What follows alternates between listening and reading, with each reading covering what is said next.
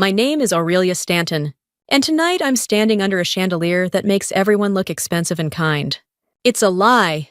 Ryan, my brother-in-law, raises his glass high and says I'm family's +1 to the buffet, on the kind of joke that lands soft and mean. Laughter breaks like dropped silverware. The joke lands in my sister's silence most of all. I smile the way you do when you're trying to keep a room from seeing you bleed. The air smells like citrus polish and champagne. Uniforms shine. Metals click when men hug too hard. I wrap my hands around a glass of water, starting to sweat. People think quiet means empty. They don't ask what silence costs to carry. Across the room, a man by the service door shifts his weight and then forgets to sway with the music. His left sleeve sits wrong, heavy at the wrist. I don't stare. My eyes slide past him like a breeze over flame. The orchestra slides into something celebratory. Ryan winks toward me as if to say he's kidding. He isn't. Near the bar, an older officer with storm-white hair laughs too loudly at a story he's told twice. I know the shape of his shoulders. The scar that pulls when he turns. Admiral Thomas Greer. He hasn't seen me yet. Only a woman in a black dress who learned to disappear in plain sight, between the clink of glass and the first bite of applause. I decide I'm done being furniture. I set my glass down and fold the napkin so my hands stop shaking. The man by the door looks at the exits. Greer turns his head, just enough. Someone called me a nobody. That's fine.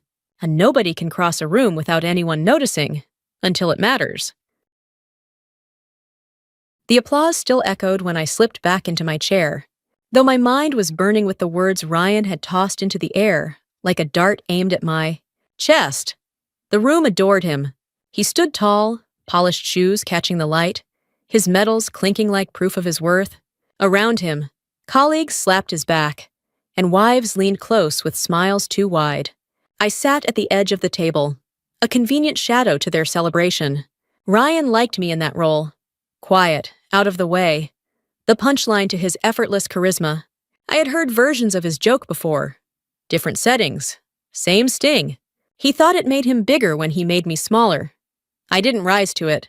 That was the agreement we never signed but lived by. He mocked. I swallowed. The family pretended it was harmless. Lauren, my sister, stayed close to him as always.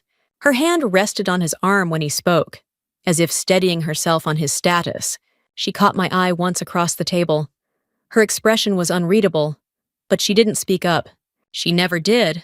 She had learned early that defending me meant drawing the fire onto herself, and she'd chosen peace over loyalty. I couldn't fault her for that anymore, though a quiet part of me still ached for her voice. Dinner arrived in courses I barely tasted. The chatter filled every gap. The rhythm of war stories and travel tales looping endlessly. They were fluent in boasting, and I was fluent in silence. I knew how to nod at the right time, laugh lightly, let them think I was grateful just to be included. That mask was heavy, but it was familiar. Every so often, I caught Ryan's smirk curling at the corner of his mouth, as if daring me to contradict him. I didn't. I never do. That restraint was my armor, but beneath the table, my hands curled tight into my lap. I thought of all the years stacked like stones, family barbecues where Ryan turned me into a joke, about spinsterhood, Christmas mornings where my absence of a title or a husband was his favorite quip. I remembered the way people laughed politely, eager to stay in his orbit.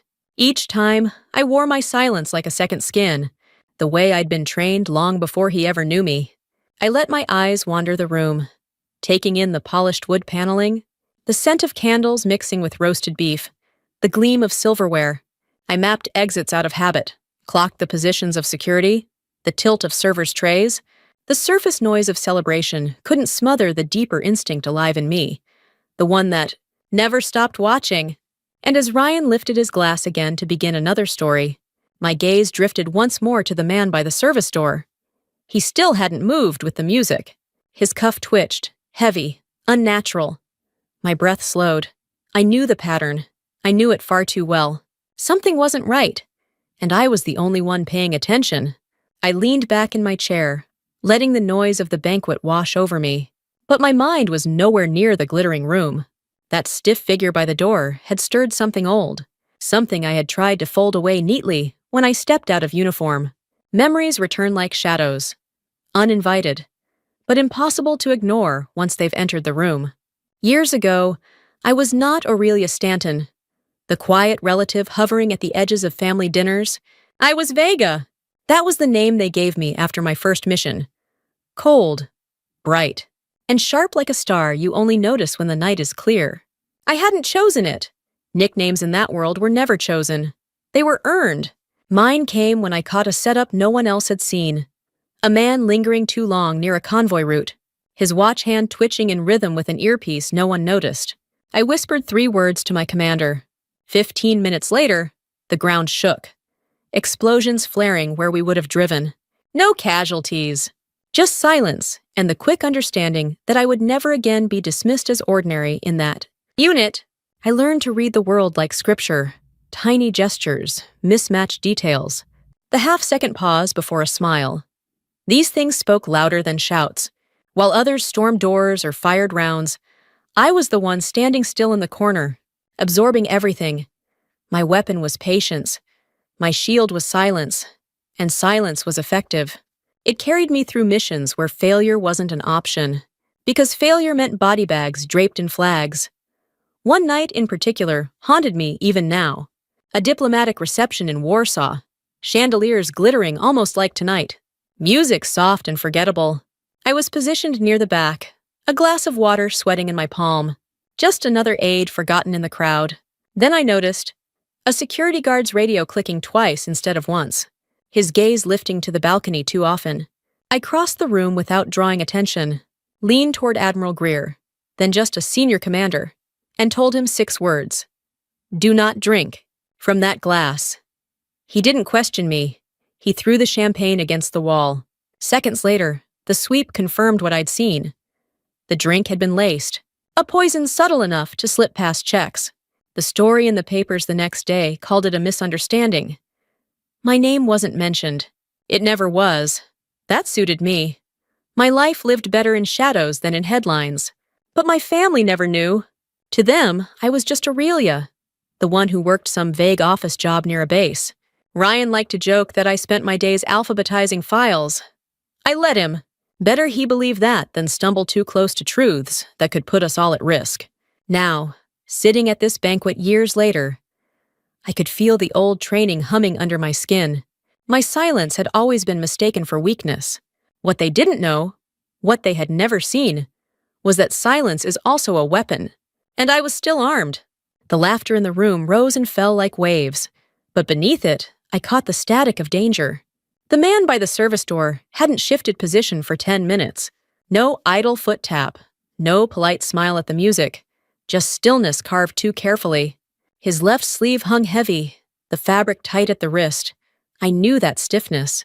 I'd seen it before, wrapped around weapons disguised in jackets.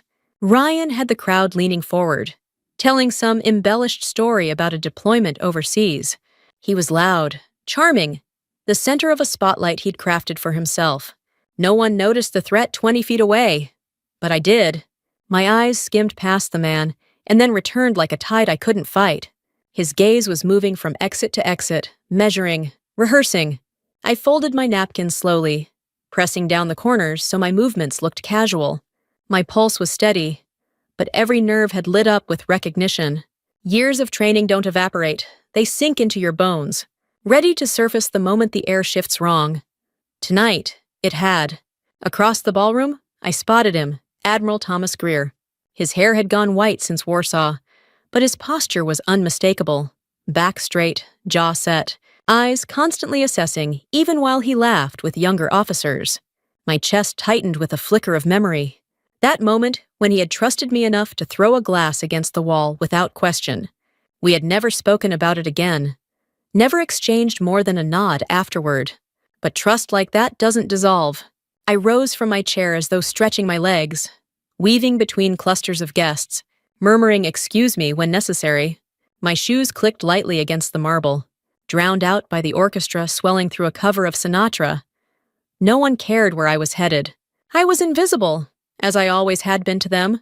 When I reached Greer, I didn't bother with pleasantries. I leaned close. just enough for my voice to slip past the music without drawing attention. "Fourth pillar," I whispered. "Left arm, ready to fire." He froze mid-laugh. His eyes cut toward me sharply, narrowing as if peeling back a memory he had tucked away years ago. "Vega," he said, barely audible, but I felt the recognition land like a stone in water. The word carried weight, and with it, the room began to shift. Greer raised a single finger in the air. Subtle, precise. In less than a heartbeat, 3 men in suits peeled off the walls, where they had blended like shadows. They moved with the confidence of men who had done this before, closing in on the suspect without noise, without panic. Gasps rippled through the guests when the man was disarmed, a glint of metal flashing before being shoved back into his sleeve. Someone screamed, high and sharp, and the music stopped abruptly. Chairs scraped. Champagne spilled. Voices tumbled over each other in confusion. I stood still, hands at my sides. I wasn't part of the chaos. I was the reason it hadn't exploded into blood. Greer's gaze never left mine. Even as the assailant was dragged out in restraints, even as Ryan demanded answers, his voice cracking with outrage, my sister clutched their daughter tighter, her knuckles white around Sophie's shoulders. "She saved your life again." Greer's voice cut through the marble hush, calm but unshakable. His words fell heavier than gunfire. Heads turned. Faces I'd known for years blinked at me, as if I had materialized from thin air. Whispers bloomed. CIA, FBI. What was she doing here? I offered no explanations. I didn't need to.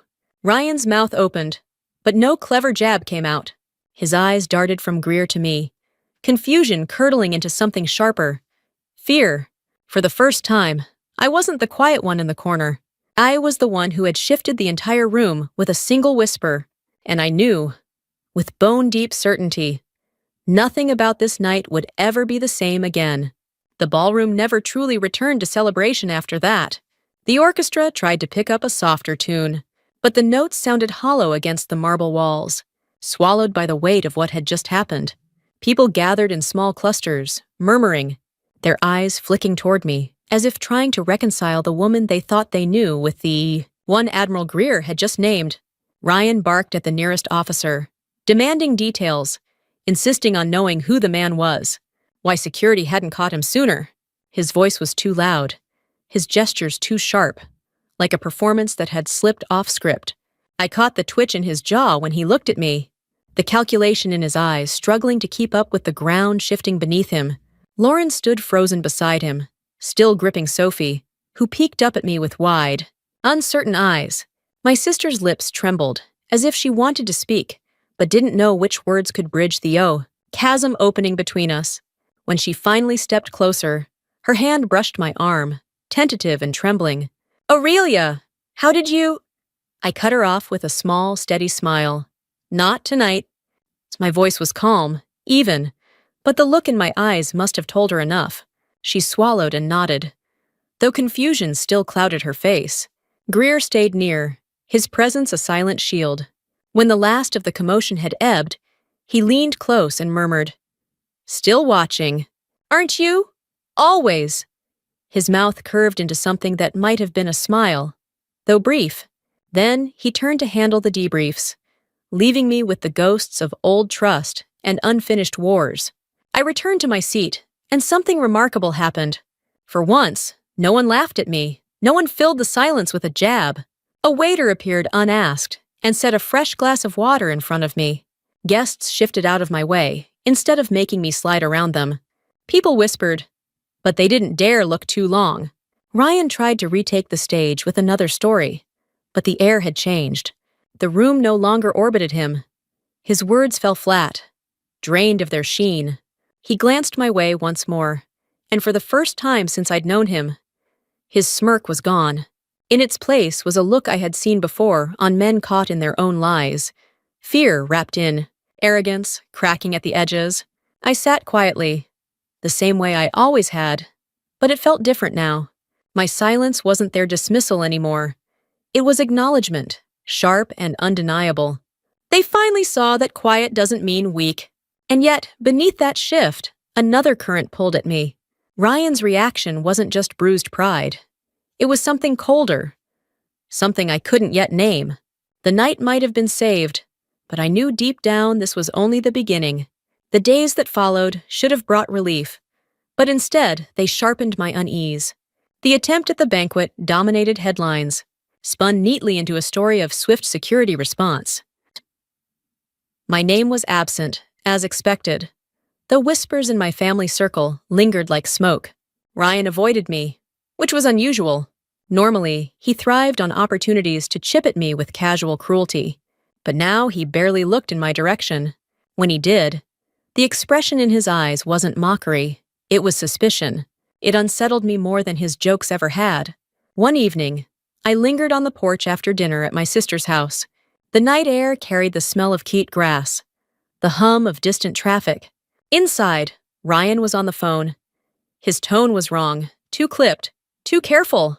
Not the irritated bark of a man recounting the banquet disaster, but the rehearsed cadence of someone managing damage. He said a name I recognized from old logistics reports. A colonel who had been quietly reassigned after supplies vanished from a forward unit. My stomach tightened. Memories layered themselves over his words. The barbecue where he slipped away when a story broke, about stolen arms, the gala where he bristled at a logistics officer's question. They were moments I'd brushed off before. Now, they threaded together into a pattern that felt impossible to ignore. I told myself it could be coincidence. Families build illusions to survive, and mine had always pretended Ryan's arrogance was harmless. But illusions crack once you know where to press. I returned home and opened an encrypted drive I hadn't touched in years. It still held access routes, fragments of old networks. I searched for connections between Ryan's deployments and missing shipments. The anomalies stacked quickly, discrepancies in manifests. Approvals rushed through under his watch. His name never appeared, but the shadows of his influence did. I stared at the files until dawn burned the edges of the blinds. It wasn't just arrogance anymore. It was betrayal, calculated, deliberate, and dangerous. And the worst part? He was family. I confronted Ryan in his office late one evening, the blinds drawn, the room smelling faintly of whiskey and ink from open folders. I didn't raise my voice. I simply laid the documents on his desk, pages heavy with evidence that connected his clearances to ghost shipments, equipment meant for soldiers who never received them. His face drained as he read. He didn't deny it. He only closed his eyes and whispered, "Do you have any idea what this will do to Lauren? To Sophie?" His voice cracked on her name, but his gaze stayed calculating. It started small. Aurelia, a favor. Then it spiraled. "Please, don't take everything from us." The word please hung between us, hollow. I thought of soldiers I'd never meet, left exposed because shipments vanished into his silence. My choice wasn't between him and me. It was between his secret and the lives it endangered. I filed the report quietly the next day. No speeches, no warnings. The investigation moved fast. Within a week, Ryan's access was revoked, and he was escorted out in front of men who once cheered his promotions. My sister called me days later, her voice brittle, asking why. I told her the truth. Redemption isn't a coupon. You can't trade it in only after you're caught. The line went silent. Then she hung up. Weeks passed before I heard from her again. One night, a message arrived. A photo of her and Sophie at the park. The child's smile fragile but real. It wasn't forgiveness, not yet. But it was a thread. Later, walking with Sophie along the coast, she slipped her hand into mine and asked, "Mom says you did something hard because it was right. Does that mean you're strong?" I told her strength doesn't always look like a fight. It can mean standing alone when you least want to. She nodded, quiet for a long time, then whispered, "You're not quiet. You're just listening better than anyone else." Her words settled deeper than any metal ever could. For the first time in years, I felt seen,